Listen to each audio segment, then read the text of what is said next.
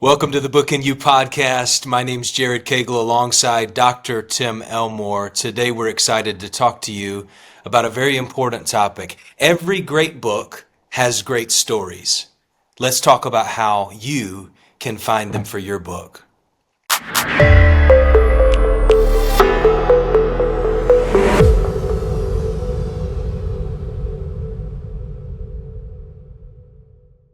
Tim, I'm excited today as we get to dig into a topic that you're in the middle of practicing as we That's right. speak with a book that you're working on.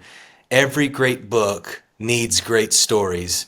Why don't you kick us off today with under this topic? Yeah, well, everybody would agree that they cannot think of a great book that they've read in the last 10, 12, 15 years that did not include incredible illustrations or stories or analogies or metaphors or whatever. So while fiction books are like novels, it's one big story. Most of the authors listening to this recording, I think, are writing nonfiction, books that will help other people, maybe teach something. And nonfiction just needs good stories. Principles are great, insights are wonderful, but you're going to have great stories. So anyway, that's what we're going to be talking about, Jared. And I'd love for you to just banter with me and let's dig Yeah, up some gold here. it's going to be great. And Tim, maybe start with one example illustration. And we're talking about illustrations, we're talking about stories, Yeah. metaphors. But what's a good example that you keep in mind? Yeah. Well, I like to think of stories as footlights or floodlights on a stage at a show. So if you go see a Broadway show or a play or a music or whatever, along the base of the stage are these lights. Now, your goal in the audience is not to look at the lights, but you're seeing that those lights illuminate the actors on the stage. That's exactly what a story should do. The story isn't meant to call attention to itself, it's meant to illuminate the point or the insight that you're trying to share. So think of it that way, listeners. You've got a bunch of footlights. So you need to have enough of them so you can see exactly what the story or the actors are actually saying on the stage play. But I think footlights is a great analogy. So think about it. If you were to leaf through the most popular nonfiction books written by engaging authors, you're going to find that nearly always they begin the chapter with some riveting story. I know you know this, but think about it now. Some riveting story that absolutely grabs you. Maybe it's a hilarious story. Maybe you find yourself chuckling by the first page of the chapter. But amid the chapter, one of the elements that keep you turning the page is they fill them with these same kinds of engaging illustrations.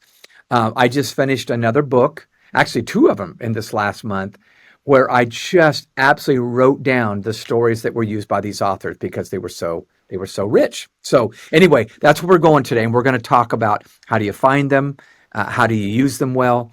So anyway, I'm pretty excited about where we're going. I can't wait. And you've talked about this a little bit before, Tim, but you sort of have three categories, right? When it Yeah, comes to illustrations, and it goes with Sam, SAM, yeah, because you can't help it. You got to have something that really sticks in the mind. So yeah. Sam helps us remember. What are those three categories? Okay, so the three words that I use when I illustrate a chapter in a book are stories, analogies, and metaphors. Hmm. So those three words, stories, analogies, metaphors, spell the word Sam. So whenever you hear the word Sam here, we're talking about those three.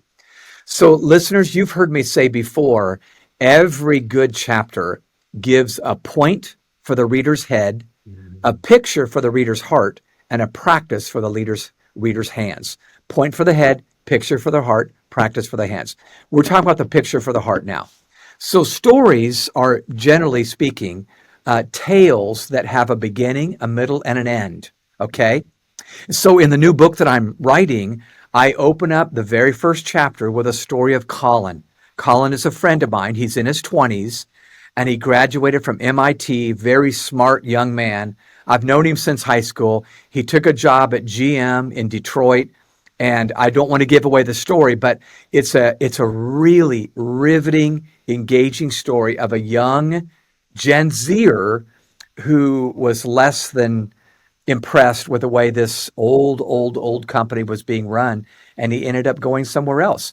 But it was a riveting story that helped me make the point right away. We gotta know how to lead this next generation of people. So the second category, Jared, is analogies.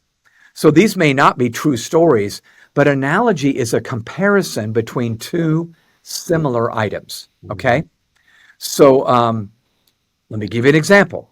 In the introduction to my new book, I'm making the point to readers who read this book, Generation Z, as a young employee, their outcome is in your hands. How well you lead them will determine how well they do. So we got to lead them well. Well, at the end of the introduction, Jared, I share a little analogy of a boy in a park who's holding a bird in his hand. Actually, he's holding a bird in two hands. So you can, in fact, his hands kind of cup the bird where you can't even tell if the bird is alive or dead. So this boy walks up to an elderly man on a park bench and says, I have a question for you, mister. Is this bird alive or dead? And the elderly gentleman looks at his hands and then he smiles and says, son, the answer's in your hands. If I say the bird is dead, you can open up your hands and let it fly away and I'll be wrong. If I say it's alive, you could literally crush that little bird and kill it and I would be wrong again. Son, he said, the answer's in your hands. Well, that's my whole point. How well Gen Z does is in our hands as leaders. How well are we going to lead them? Are we going to empower them? We're going to let them find their best self at the workplace. But that's an analogy where I illustrate it's up to us how we're going to do. The third word in SAM is metaphor. And I know everybody listening knows what a metaphor is, but let me really quickly define it for you. A metaphor is a word picture connecting the familiar with the unfamiliar. Okay?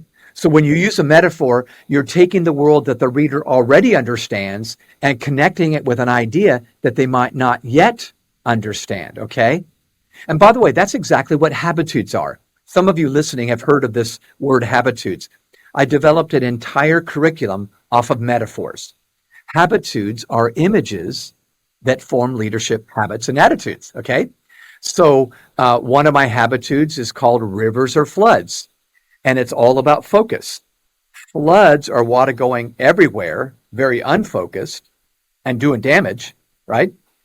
Rivers are water flowing in a single direction, and it is focused. So that would be a metaphor for focus, rivers or floods. Now, much like similes, you've heard of metaphors and similes, right? Remember back in school? A simile is where you use a word and say it is another concept. So you might say you were brave as a lion or you're crafty as a fox. Okay, those are similes. You don't say you're brave like a lion. That would be a metaphor. Brave as. Okay, so an item is an item. Now, all I'm saying here, listeners, is I want you to ponder as you write your book. Do I want a story, a real true story that's going to illustrate my point? Do I want to use an analogy because I can't really find a great story that exactly says what I'm trying to say? Or do I want to use a metaphor where there's a word picture that vividly illustrates where I want to go, and I just use that to illustrate? So that's Sam, Jared. And we're all of a sudden we've been transported right back to high school. Yeah, We've all been taken right back to, that's right. but genuinely, most of us, I'll speak for myself. I trudged my way through those years, but now looking back and thinking through what it gives us, Tim, is categories Yeah, when we're stuck and we don't really know what illustrations to yeah, apply. yeah, We think through, okay, what's a metaphor? What's a simile? What's an yeah, analogy? How can we apply this into our book yeah. to make it most effective and to get the point across? I love it. I love it when Dr. Tim Elmore takes us to school. So, Well, I will say this, Jared, real quick. yeah, Those may seem like just tedious details, but I think authors, you want to mix it up.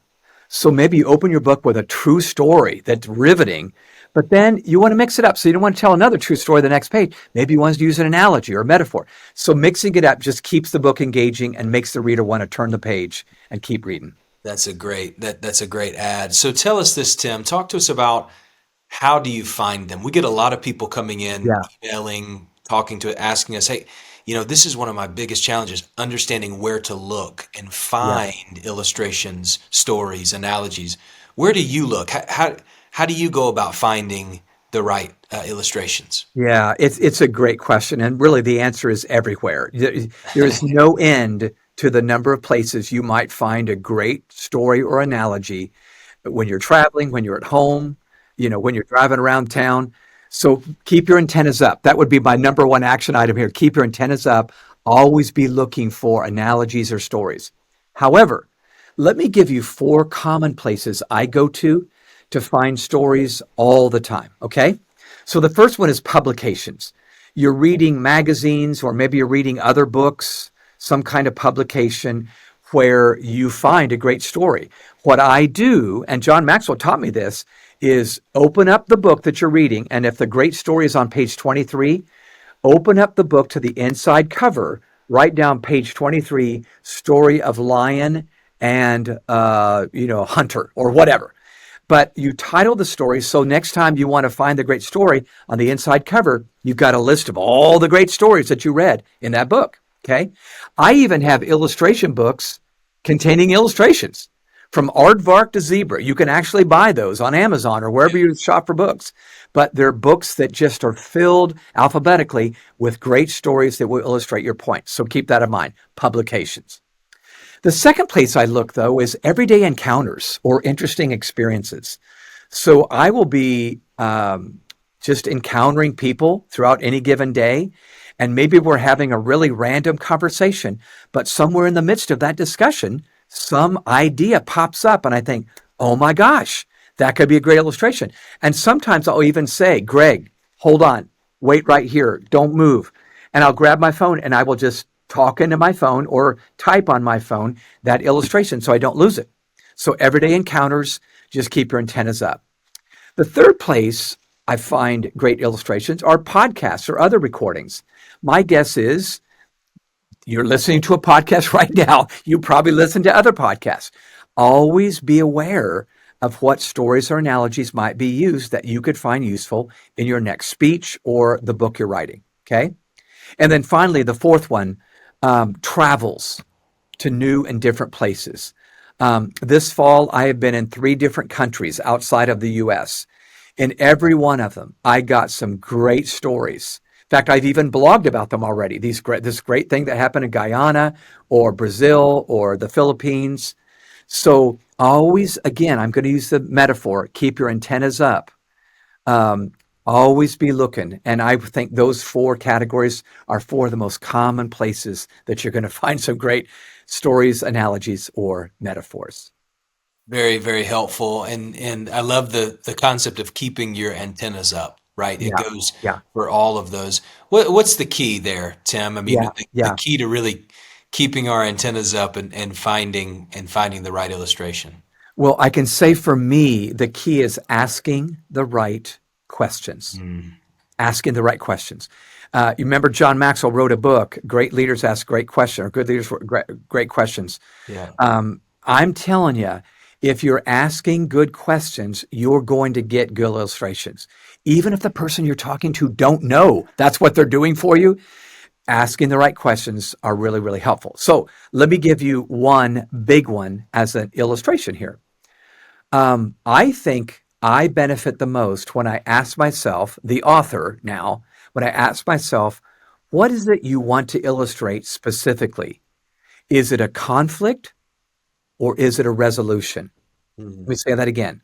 What is it you want to illustrate specifically? Is it a conflict or resolution? Now, if what I want to illustrate is a conflict, I want my readers to see the problem that needs to be solved. Okay? mm, Hopefully they're picking up this book because they want to solve a problem. So I better illustrate it right up here. Here's the problem that needs to be solved. And when I tell that story about Colin that I just mentioned in this podcast, here was a problem. That company lost a really sharp young man unnecessarily because they weren't staying up to date. They weren't upgrading their company and their systems and their, innovations. So they lost somebody, a Gen Zer. Okay. But the other thing I might want to illustrate is a resolution. I want readers to see the answer to that problem. mm, Okay. So you're illustrating the problem or the solution. And you want to be looking for illustrations that do one or the other. At the beginning of a chapter, you might want to do a lot of here's the problem, here's the problem, here's the problem. And then later you do the solution. Or if you want to mix it up, do just the opposite. Maybe you start with a solution. Everybody reading goes, holy smokes, that's great. How do I get there? And then you back into how you got to the solution. So that would be one key to asking the right questions and getting the right illustration, by asking that right question.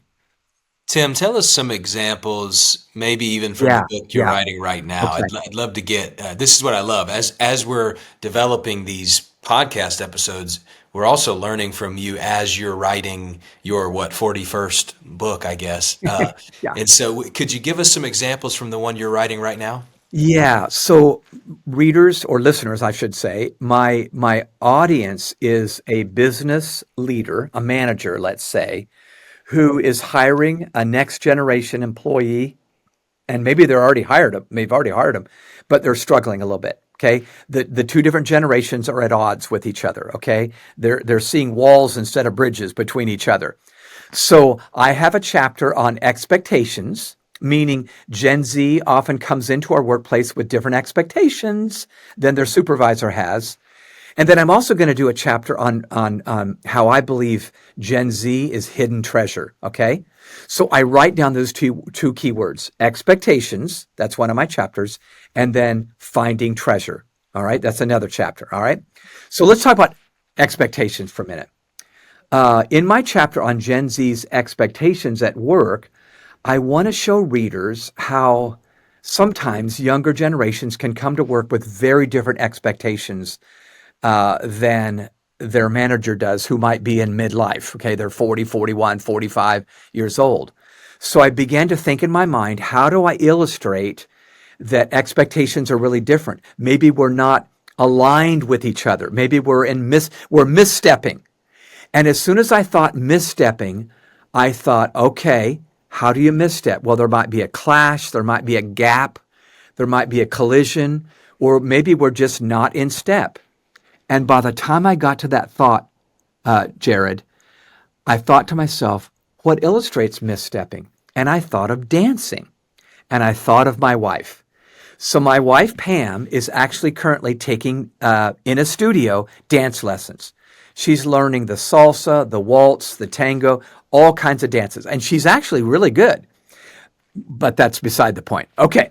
So anyway, I remember Tim just got a seeing flush right there, audio. I mean, listeners, we that's just need to take a moment and just listen. Tim and Pam have been married for now 56 years and counting, that's and not that much, but their love 43 years. is burning brighter than ever right now. It No, is. of course they haven't been married 56 years. It's been much less than that. Pam That's is if she's a day over 38, I'd be shocked. So right. She'll Tim, hug you for that. You've done well, Tim. Yes, I have. I definitely have.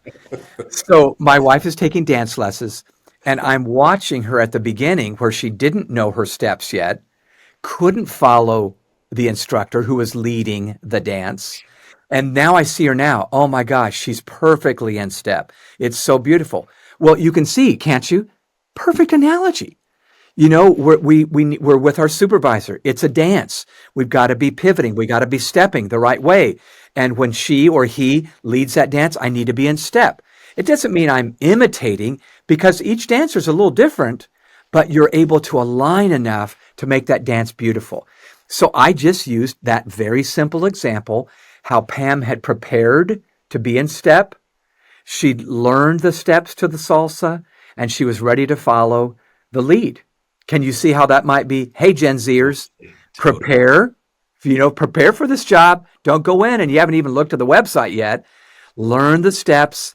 And by the way, I should tell you, Jared, she just got to dance with Derek Huff from Dancing with the Stars. Sure, There sure. was a really cool in-town concert that he did, and he offered a handful of people to do a little twist with him.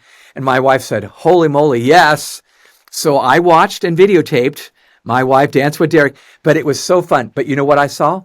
I saw a really good student, my wife, stay in touch or stay in step with a professional dancer. So that was my analogy on expectations. And I think everybody listening can go, yeah, that's a really fun way to illustrate. Okay. So Yeah. let me do one more. I know clock's ticking here. Finding treasure. So early in the book, I wanted to convince my managers and supervisors that were reading this book on Gen Z that maybe Gen Z isn't awful. Maybe they're young, but maybe they're not horrible and you need to fire them within the first week. Maybe they bring hidden treasure with them. We just don't see it right away. So I thought to myself, how can I illustrate that? So I started digging on websites, hidden treasure. What's an illustration of, something that might be very valuable, but it's hiding? Well, I came across a great story of an everyday woman who lived in New Hampshire, and she went into a secondhand shop, kind of a thrift store. And she was rummaging through all these secondhand products, and she found an old picture frame that was selling for $4, and it was really old. And she thought to herself, I really would love to restore this picture frame. It's only $4. Even if I can't restore it, it's a negligible cost. I'm going to go ahead and get it. So she buys the $4 frame. She gets it home, and get this, Jared, her family looks at it and says, oh, that's great. You'll have fun restoring that. But then one of her family members said, wait a minute, look at the painting. That looks like it might be a painting from a famous painter. Well, sure enough, they take it to an assessor, who evaluates artwork. They found out that painting was worth hundreds of thousands of dollars. Wow. So the frame was $4. That's all she paid. She got so much more than she paid for. Bingo. I think when we hire Gen Z, it's hidden treasure. You're paying a low salary. They're right out of college.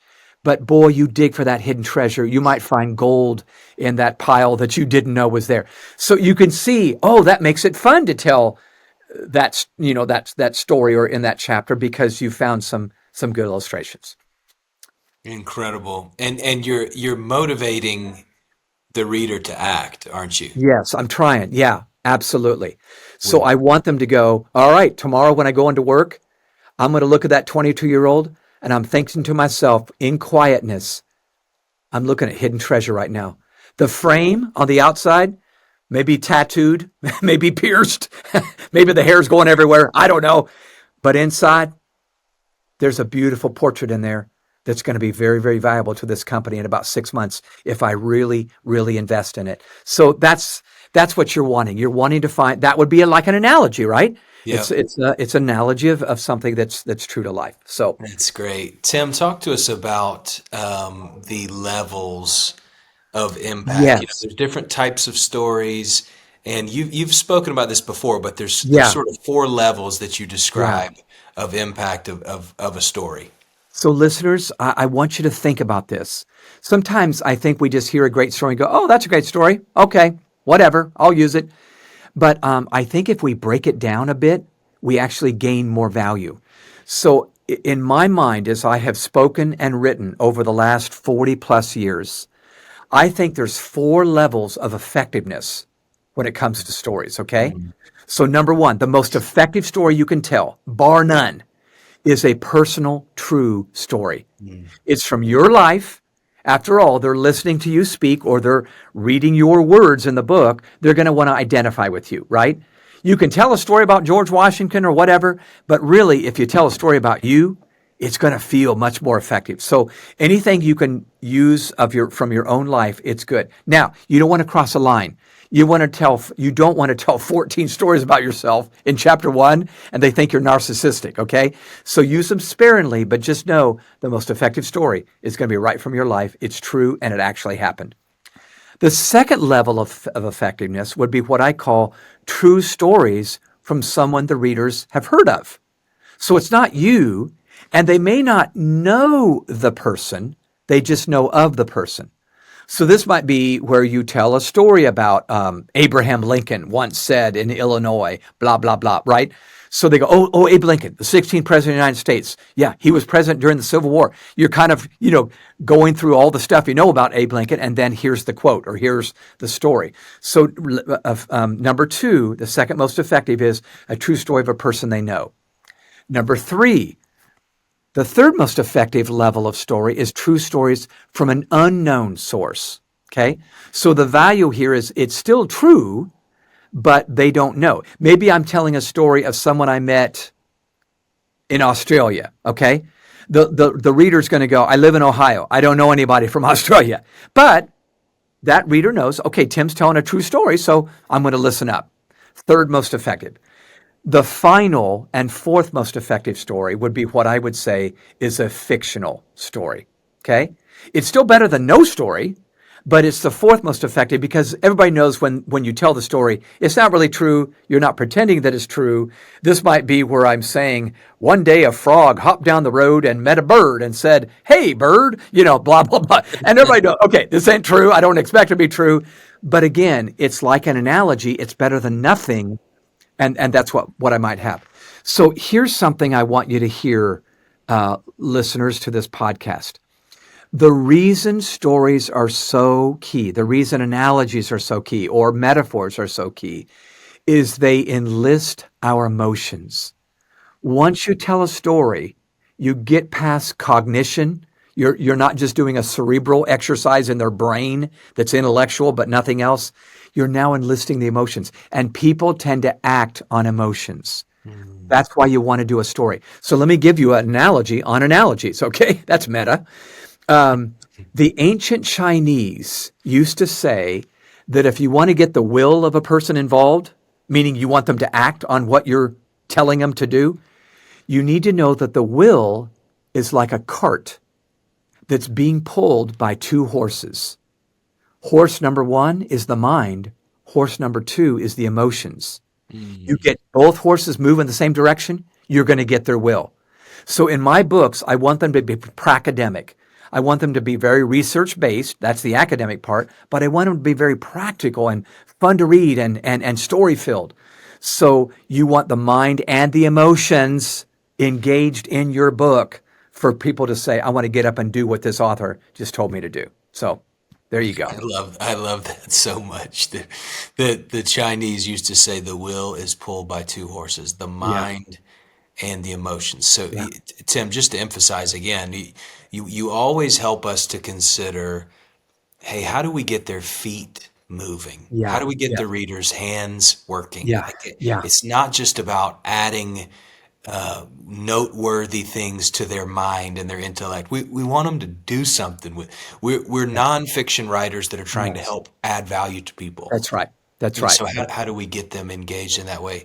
You always give us such brilliant practical feedback on that. Before we close out our episode, I'd love if you have any final words. As always, we'd love to know what's on your mind and maybe what you'd leave our listeners with today, Tim. Yeah. Well, just to kind of tie a ribbon around what we've talked about, I think the key to this whole story, analogy, metaphor idea is to help your readers connect something they already know to something they don't yet know. Okay? Something they know to something they don't know. That's an analogy. That's a great story. Okay? So I told you about habitudes earlier, listeners. Habitudes are images that form leadership habits and attitudes. One of my favorite images that we use is an image that we call thermostats or thermometers. Thermostats or thermometers. Now think about these two instruments, okay? We all know that both thermostats and thermometers have something to do with the temperature, right? But here's the big difference. A thermometer can only tell you what the temperature is. A thermostat actually sets the temperature. And that's what we believe leaders do. So in the chapter called Thermostats and Thermometers, it's all driven by a metaphor. I tell stories in that I give quotes and I even talk about here's 2 steps you can take to become a thermostat in your relationships. Now, here's why I bring this up, Jared. I remember the first time I was teaching high school students about thermostats and thermometers. This would have been, 20 years ago. So these high schoolers are now in their 40s now, okay, or whatever, something like that. But I remember teaching it, and then I gave the students a chance to raise their hand and ask questions, make comments. One of the students raised his hand and said, Dr. Tim, I just thought of something. If we're comparing this to leadership, it dawned on me that inside of every thermostat is a thermometer, which tells it whether to go up or down in the temperature when you set it. And we all thought, bingo, a leader needs to read the room. What temperature is it now to know whether to turn the heat up or turn the heat down with that group of people? Bingo. So here's what's cool about metaphors. There's layers of reality pregnant within that metaphor that you don't even know because it's a picture. So I just want to encourage you, share good words, share good ideas, share good insights, but don't you dare leave out the stories, analogies, and metaphors that I think will illuminate and get that will of that reader involved along the way. You guys have been good to let me yak at you for a half an hour. God bless y'all. Incredible as always, Tim. Thank you so much. We do this because we believe that the world needs the book in you. So many of you have stories to tell, have advice to give, and people to impact, and we want to help you do that. If these episodes are helpful for you, we'd love to know that. We'd love for you to like, subscribe, leave a comment, let us know how we can maybe answer even more of your questions. We would love to continue on this journey with you. Until next time, we'll be right back here, same time in a couple weeks.